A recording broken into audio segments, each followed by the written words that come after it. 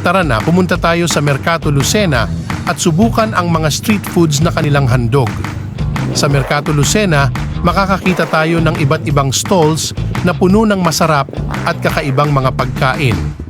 Maglakad tayo tiyak na mapukaw ang ating mga panlasa dahil sa iba't ibang pagkaing inaalok dito. Pwede mo na ako dito. Bigla ka ng siomay. Ano gusto mo? Friend ko yan ah. Okay. Ano pa po? Dalawang 100. Yan. Bogart siomay po. Yan. Bogart siomay. Jumbo. Parang yung Jumbo. Ang laki-laki. Ano po yung kumakain ng siomay niya? Ate Pinda niyan. Parang ang dami naman. Wow. Ang mura. Palamig. Nasaan? Oh, thank you. Thank you po sa inyo. Thank you. Thank you.